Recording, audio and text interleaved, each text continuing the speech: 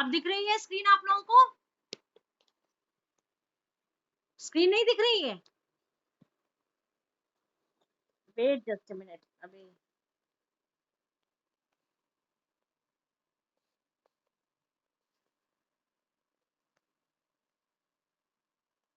अब दिख रहा है बेटा आप लोगों को स्क्रीन? तो मैं तुम लोगों को सेंड कर देती हूँ ग्रुप में, आप लोग उसको वहां से ओपन कर लीजिए, ठीक है? एक मिनट, हाँ मैं तुम लोगों को शेयर कर देती हूँ, तो आप लोग वहां से ओपन कर लीजिए, it will be much better.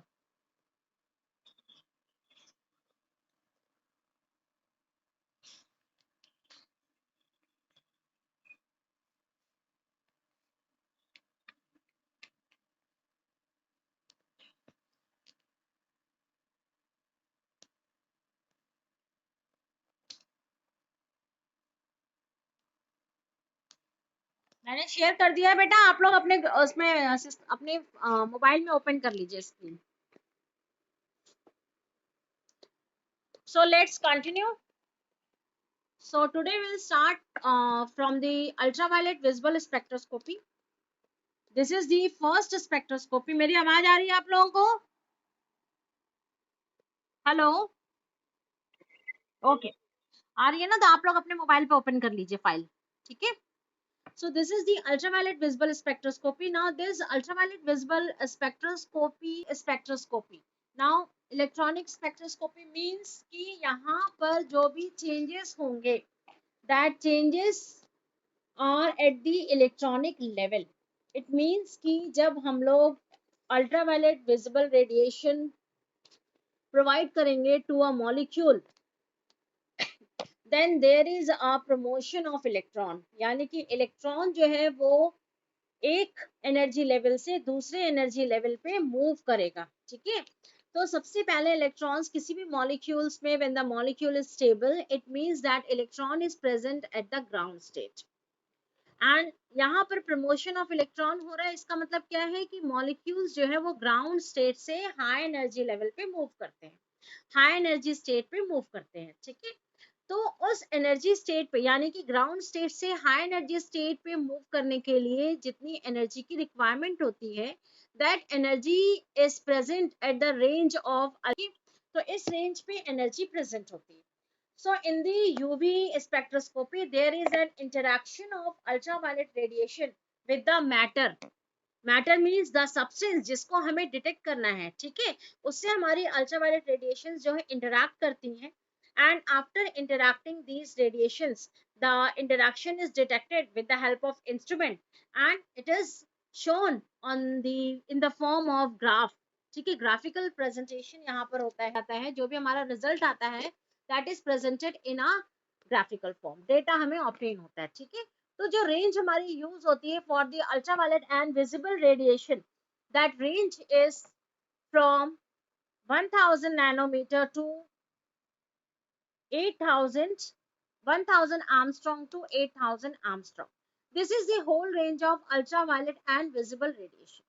Now ultraviolet and visible radiation पे हमारे पास दो टाइप की radiation, study purpose is 1500 angstrom से लेकर के अप टू 4000 आर्मस्ट्रॉन्ग, ठीक है? This is the whole range for the ultraviolet radiation which is used for the study purpose, and visible range which is used for the study purpose is from 4000 armstrong to 8000 armstrong, ठीक है?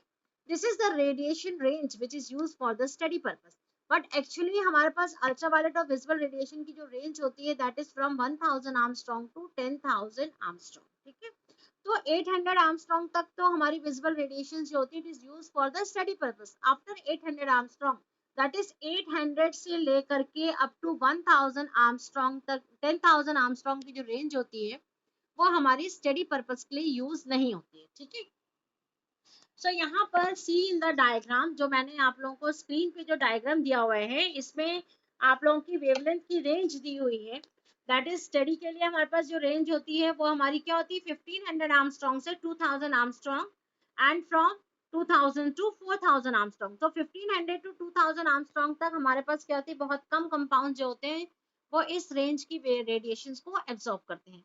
Maximum compounds जो absorb करते हैं radiations को in the ultraviolet range is from 2000 angstrom to 4000, इसमें हमारा क्या हो जाएगा 200 नैनोमीटर से लेकर के 400 नैनोमीटर तक। और जो हमारी विजिबल रेंज होती है that is from 400 angstrom 4000 angstrom to 8000 angstrom, और from 400 nanometer to 800 nanometer. So this is the whole range of radiation which is used for the study purpose. It means इस wavelength की radiation को जो compounds होते हैं they observes and they shows the changes. Okay. So यहाँ पर visible radiation से पहले और विजिबल रेडिएशन के बाद जितनी भी रेडिएशंस होती हैं इलेक्ट्रोमैग्नेटिक रेडिएशन स्पेक्ट्रम में, all these radiations are invisible to us. ठीक है, so in the diagram it is shown that कि जो हमारी गामा रेज हैं, एक्स रेज हैं, अल्ट्रावायलेट रेडिएशंस हैं, है ना, ये हमारी क्या होती है इनविजिबल होती है, हम लोग को दिखती नहीं है, हम लोग केवल उसको फील कर सकते हैं। और दूसरे हमारे आईआर रेडिएशंस हैं, माइक्रोवेव्स हैं, रेडियो वेव्स है। ठीक है, so among the whole range of electromagnetic radiation spectrum, only the radiation which exists which have the wavelength of 8000 4000 armstrong to 8000 armstrong is visible to us, जिसको हम लोग बोलते हैं व्हाइट लाइट, विजिबल लाइट, है ना। इसी लाइट में हम लोगों को कलर्स जो होते हैं वो शो होते हैं या अपियर होते हैं स्क्रीन पे। तो हमारे पास विजिबल रेडिएशन में हमारे पास डिफरेंट कलर्स होते हैं, जिसको हम लोग क्या बोलते हैं विबजीआर, VIBGY। ठीक है, तो विबजीआर में हमारे पास अलग अलग रेंज के रेडिएशंस के वेवलेंथ होती है, जैसे 350 से लेके 380 से लेके 450 तक की जो रेडिएशन होती है वो हमारी violet radiation violet colour show करेगी। 450 से लेके 495 तक जो हमारी रेंज होती है वेवलेंथ की वो हमें ब्लू कलर प्रोवाइड करता है, this is in nanometer. And from 495 to 570, this is the range for the green color. From 570 to 590, this is the range for the yellow color. From 590 to 620, this is the range for the orange color. And from 620 to 800 nanometer, near about ये हमारा 750 तक होता है। ठीक है, तो ये हमारा क्या हो जाएगा, this is the range for the red colour. It means जैसे जैसे हमारी वेवलेंथ इंक्रीज करती जाती है रेडिएशंस की, वैसे वैसे जो लाइट जो होती है रेडिएशंस की, दैट एनर्जी जो होगी रेडिएशन की that will get decrease. Last class में हम लोगों ने डिस्कस किया था कि energy is equal to h nu और energy is equal to h c upon lambda, है ना। तो ये हमें क्या बताता है कि एनर्जी जो है it is inversely proportional to the wavelength. It means जिस रेडिएशन की वेवलेंथ ज्यादा होगी उसकी एनर्जी कम होती है, एंड जिन रेडिएशंस की वेवलेंथ कम होती है उनकी एनर्जी ज्यादा होती है। ठीक है, तो ये हमारा डिपेंड करता है कि मॉलिक्यूल्स में किस लेवल में चेंजेस आते हैं, and that changes is on the basis of the amount of energy which is irradiated on a molecule. Okay, so this is the ultraviolet, this is the range for the UV visible। Hello, मेरी आवाज आ रही है बेटा आप लोगों को? Okay, now this UV visible spectroscopy is based upon the two laws, that is the, we say that that laws are known as law of absorption। ठीक है, so law of absorption has the two absorptions law which is related to the absorption of light by the molecule। यहाँ पर जो भी laws होते हैं वो हमारे किसके पे डिपेंड कर रहे हैं? So when we so the molecules which is present in a compound absorbs the light radiation, and on the basis of these absorptions we have the two different laws, that is the Lambert's law and Beer's law, and finally these two law combines and there is a law that is known as Lambert's Beer's law। ठीक है, so first we take the Lambert's law। Now this Lambert's law states that when a beam of light, that is beam of monochromatic radiation, passes through a homogeneous absorbing mixture। Now homogeneous absorbing medium का मतलब क्या हो गया कि we have a solution जिसमें हमारे पास equal distribution है molecules का, and that solution is working as an absorbing medium for a light। ठीक है, यहाँ पर हमारे solution में जो molecules present हैं, that molecules are absorbing the light radiation which is radiated on a solution। So there is, because of the molecules which is present in the absorbing medium, there is decrease in the intensity of the radiation and this decrease in the intensity of radiation depends upon the thickness of the absorbing medium, which is directly proportional to the intensity of the incident light. यानी कि incident light की intensity जितनी ज्यादा होगी उसी के according यहाँ पर डिक्रीज होगी इंटेंसिटी ऑफ रेडिएशन में. ठीक है. So there is a diagram in the second page in the Lambert's-Beer's law, and with the help of this diagram it is shown that we have a source of radiation, and this source of radiation say we are getting the ultraviolet visible radiation, and this visible radiation passes through a solution. ठीक है. x is the thickness of the solution, यानी कि this is the path जो हमारी light जो है वो travel करेगी. So we have the incident light. Incident light means the light which is coming from the source of the radiation, and this light is hitting the molecule solution passing through a medium. ठीक है. And that medium contains the molecules.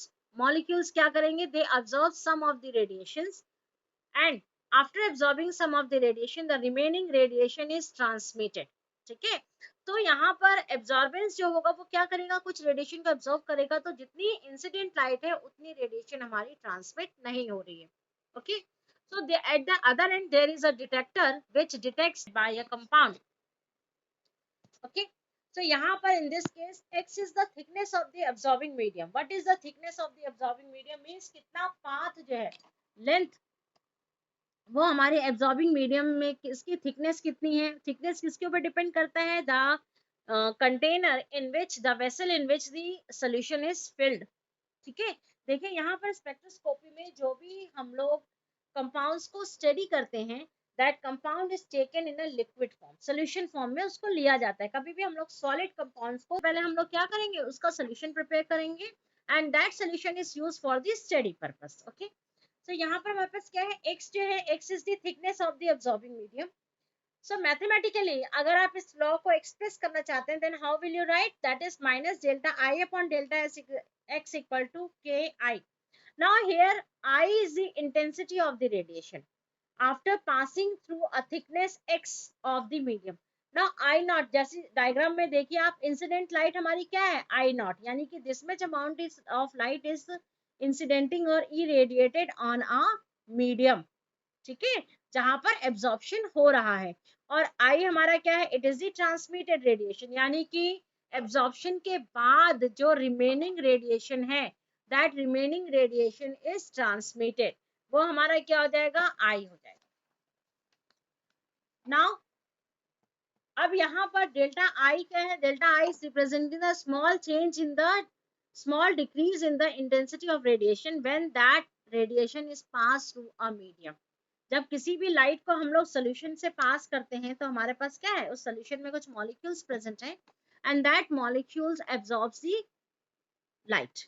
तो जो भी solution must always be transparent, opaque नहीं होना चाहिए. ठीक है. क्लियर सोल्यूशन हमारे पास अवेलेबल होना चाहिए.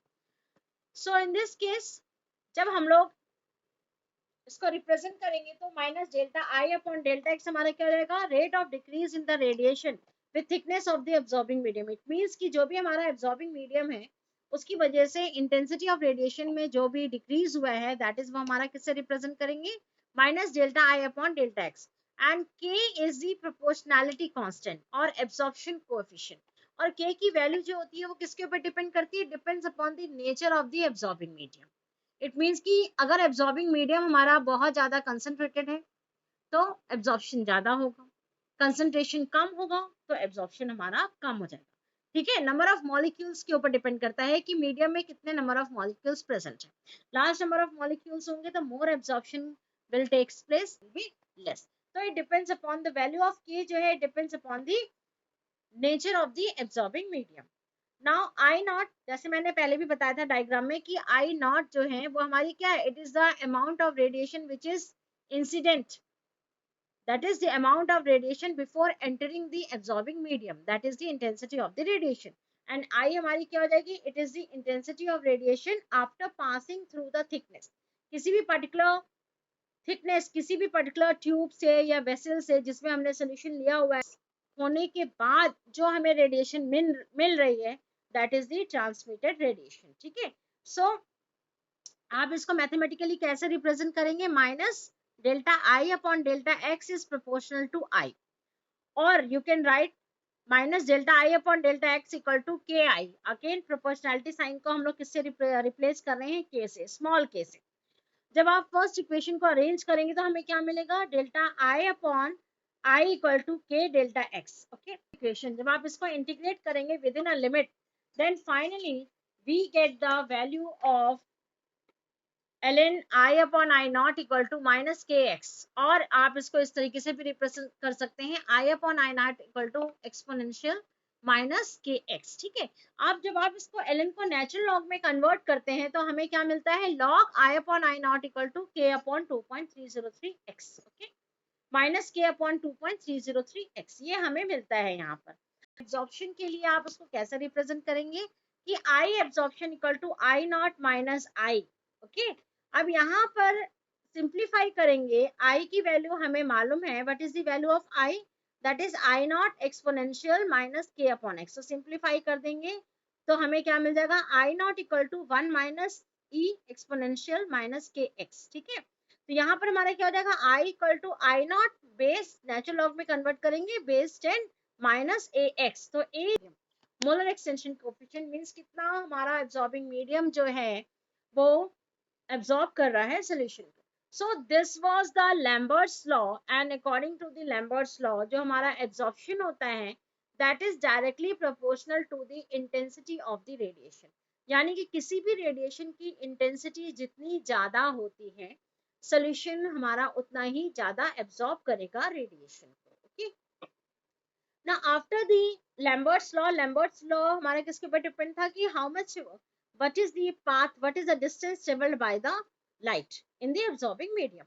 Now Beer's law is radiation. When we pass a radiation through a solution which has a tendency to absorb that radiation, then there is a decrease in the intensity of the radiation. और ये जो हमारी intensity of radiation में decrease हो रहा है वो किसके ऊपर depend कर रहा है, depends upon the, it is proportional to the intensity of incident radiation as well as concentration of the solution. ठीक है, तो कहने का मतलब है कि अगर कंसंट्रेशन सोल्यूशन का ज्यादा होगा तो इंटेंसिटी ऑफ रेडिएशन हमारा एब्जॉर्प्शन ज्यादा less. Okay, so in the same way you can also represent, you can also write mathematically the Beer's law, that is minus delta I upon delta x equal to के I C.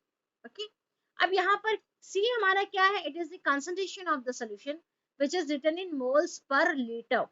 Unit होती है हमारी concentration की।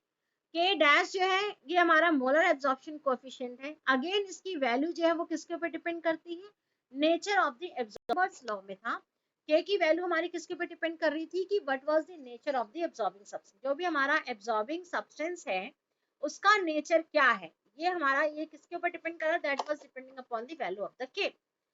So again same, जब आप इसकी value को calculate करेंगे तो हमें क्या मिलेगा, that is when you integrate this above equation within a limit after rearranging, तो हमें क्या मिलेगा, रीअरेंज जब आप करेंगे जैसे हमने lambda I upon delta x equal to के डैश आई सी, तो जब आप इसको रीअरेंज करेंगे तो हमारा क्या हो जाएगा, delta I upon I equal to के dash delta x c delta x, है ना, सी इज द कंसंट्रेशन और डेल्टा एक्स हमारा क्या है, चेंज इन द पाथ, जितना ट्रेवल होगा सोल्यूशन, जितना लाइट जो है वो मीडियम के थ्रू पास होगी उतना ही हमारा एब्सॉर्प्शन होगा। ठीक है, जब आप इंटीग्रेट कर लेंगे तो finally we get I equal to I naught E exponential minus K dash C X. Okay, अब ये जो हमारा अबव इक्वेशन है इसको हम लोग नेचुरल लॉग में कन्वर्ट करके बेस 10 लेकर के भी लिख सकते हैं, जैसे हमने लैम्बर्ट्स लॉ में लिखा था, that is I equal to I naught 10 to the power minus A dash E X. ठीक है, अब अगेन यहाँ पर a की वैल्यू हमारी क्या हो जाएगी, k upon 2.303 minus k upon 2.303 and a dash is again the molar extension coefficient. Okay, now this was the Beer's law. अब after studying both these Lambert's law and Beer's law, it was found that कि जो भी हमारा radiation का absorbance होता है या transmittance होता है वो किसके ऊपर डिपेंड करता है, it depends upon the path which is traveled by the radiation, path distance which is traveled by the radiation plus concentration of the solution, दोनों चीजों के ऊपर एब्जॉर्प्शन जो है वो डिपेंड करता है। ठीक है, तो यहाँ पर there is a combination of Lambert's-Beer's law. तो Lambert's-Beer's law is a combination of the two laws, that is Lambert's law and Beer's law, and this law states that when a monochromatic light is passed through a solution of an absorbing substance, then there is decrease in the intensity of the radiation with the thickness of the solution.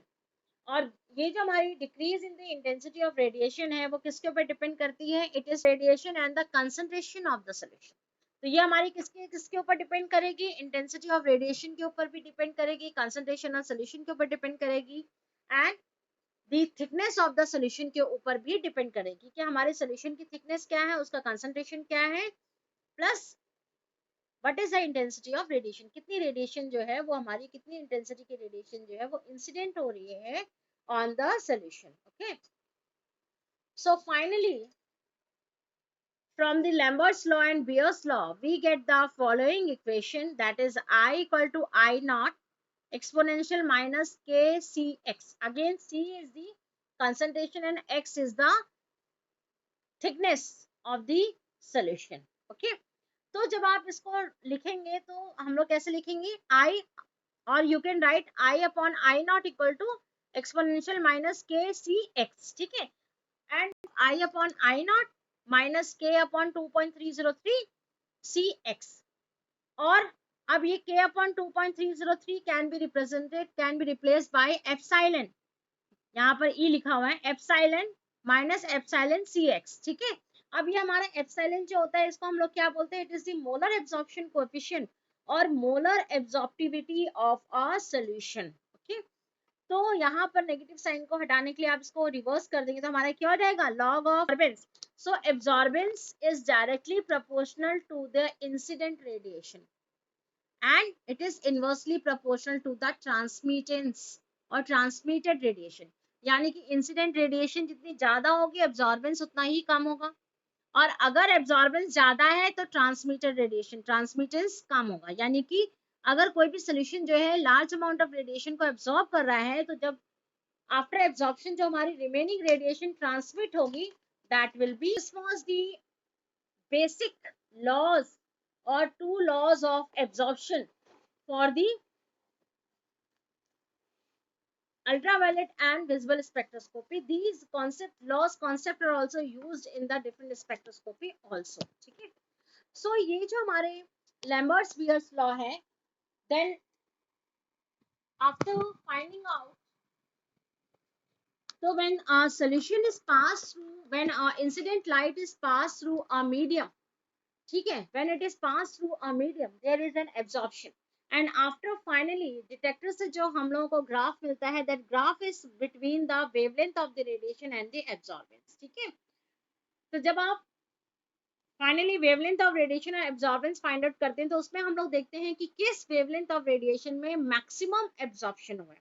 Her compound की एक maximum absorption characteristics होती है जिसको हम लोग बोलते हैं lambda max. Okay, ये हम लोग लास्ट में max and how what is the maximum absorption. ठीक है, तो कोई भी कंपाउंड जो होता है सबके एक मैक्सिमम एब्जॉर्प्शन होता है, लैम्डा मैक्स होती है. लैम्डा मैक्सिमम का मतलब क्या हो गया कि at a particular wavelength of radiation the absorbance is maximum by a solution. ठीक है, जैसे हमारे पास अगर कोई कंपाउंड है, पोटेशियम फेरिसाइनाइड है, पोटेशियम फेरिसाइनाइड जो होता है that compound absorbs maximum intensity of radiation at 520 nanometer. ठीक है, तो उस कंपाउंड की लैम्डा मैक्स हमारी क्या हो जाएगी? 520 नैनोमीटर. तो जब हम लोग इंटेंसिटी ऑफ रेडिएशन और ये when we pass a solution, when we pass the incident light through into a solution and the amount of radiation which is transmitted, उसको जब हम लोग study करते हैं with the help of instrument that is a spectrophotometer, and when we get the graph, वहां पर हमें lambda max show किया जाता है या lambda max के फॉर्म में हमें ऑब्टेन होता है, और उस lambda max से हम लोग फाइंड आउट कर सकते हैं कि कौन सा कंपाउंड इसमें प्रेजेंट है. तो lambda max is the characteristics compound. ठीक है, अब ये तो हमारा हो गया. जब आप ग्राफ प्लॉट करेंगे between the absorption and the concentration तो हमें क्या मिलेगा? Absorption is higher at higher concentration and absorption is less at low concentration. ठीक है, it means that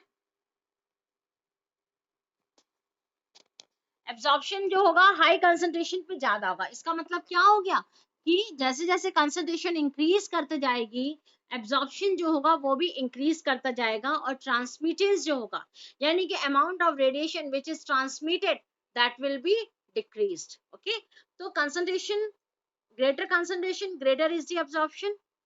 Higher is the concentration, less amount of radiation is transmitted, because large number of molecules are present over there and they absorb the radiation which is given by the compound. Okay, मेरी आवाज आ रही बेटा आप लोगों को?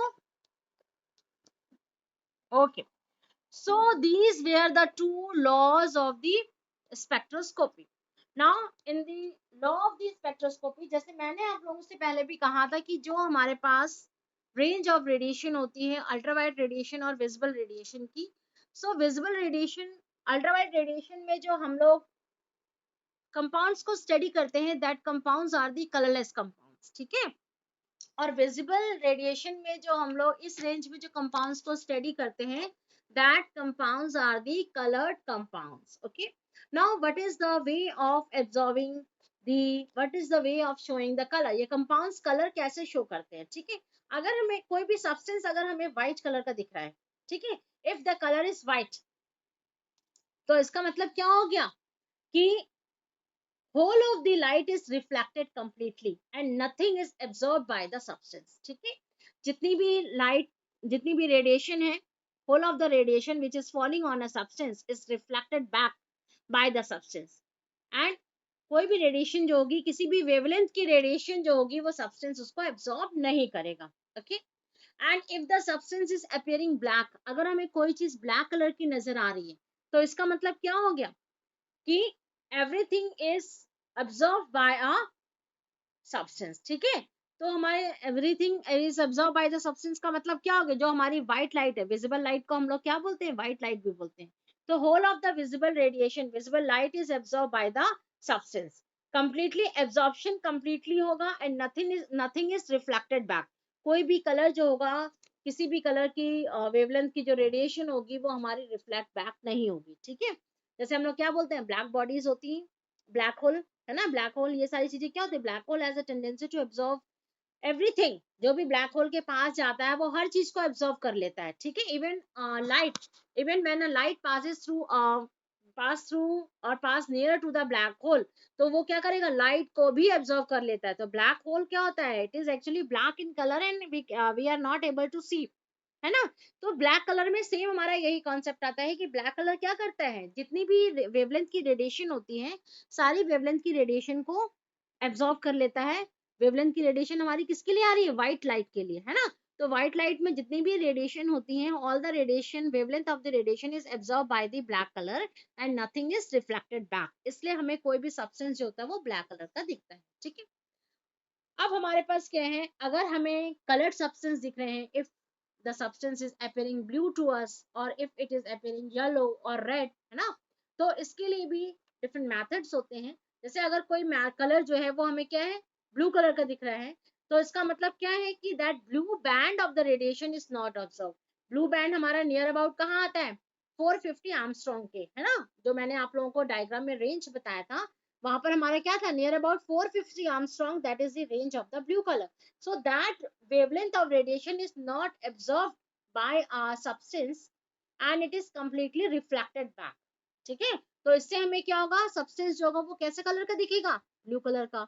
अगर कोई substance हमें येलो कलर का दिख रहा है, तो हमारा क्या है कि yellow band of radiation is not absorb by the substance and that yellow band is reflected back. एक तो हमारा ये मेथड हो गया। दूसरा हमारा क्या होता है, दैट इज कॉम्प्लीमेंट्री कलर अगर हमें शो होता है, ठीक है। तो विबज्योर में जैसे ब्लू कलर का complementary colour generally orangish yellow orange colour होता है। येलो और ऑरेंज के बीच में जो डार्क येलो कलर एंड कुछ ऑरेंज का शेड होता है, that is the complementary of the blue colour, है ना।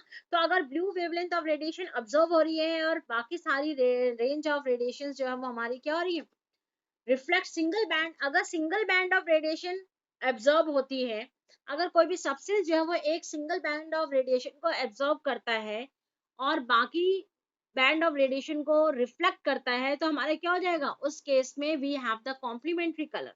ठीक है। सो अगर हमारे पास क्या है कि white colour blue colour absorb हो रहा है तो उसका कॉम्प्लीमेंट्री कलर हमारा क्या हो जाएगा, yellowish orange colour, dark yellow colour, ठीक है।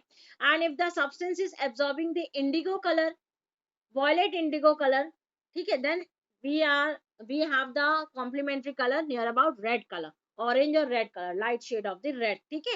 तो इस तरीके से जो भी हमारी कलर अपियरिंग की जो टेंडेंसी होती है वो किसके ऊपर डिपेंड करता है, depends upon the wavelength of radiation which is absorb by the substance and the wavelength of radiation which is reflected by the substance, ठीक है।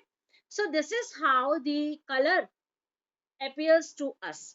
जैसे कोई हमें ब्लैक दिख रहा है कलर, कोई व्हाइट कलर दिख रहा है, कोई रेड है, ऑरेंज है ना, तो ये हमारी रेंज जो कलर शोइंग की जो टेंडेंसी है वो कौन सी वेवलेंथ के ऊपर डिपेंड करता है, which range of wavelength has the color showing tendency, that is the visible light, ठीक है, जिसमें हम लोग डिफरेंट कलर्स को ऑब्जर्व करते हैं। And if we have the ultraviolet radiations, if we have the IR radiations, और if we have the X rays और कॉस्मिक रेज, और if we have the microwaves और रेडियो वेव्स, तो ये हमारी क्या है, all these radiations are invisible to us, they doesn't have any colour, ठीक है। एंड यहाँ पर हमें क्या होता है, only we feel that radiations, because कुछ रेडिएशंस हमारी, जैसे हमारी रेडियो वेव्स एंड माइक्रोवेव्स जो है इनकी वेवलेंथ ज्यादा होती है but they are less energetic, and ultraviolet radiation, X rays, cosmic rays और गामा रेज, इनकी वेवलेंथ कम होती है but they are highly energetic, ठीक है। और यूनिवर्स में जो रेडिएशन प्रेजेंट होती है that are the cosmic rays, तो cosmic rays are very energetic, they have very very high energy। cosmic rays high energy का मतलब क्या हो गया कि अगर कॉस्मिक रेस में अगर हम लोग कोई भी गामा रेस में कोई भी सब्सटेंस एज इट इज छोड़ देते हैं तो क्या हो जाता है, it immediately converts into the gaseous form. Okay, इतना क्लियर है बेटा, आप लोगों को समझ में आ रहा है जो मैंने बताया है? हेलो,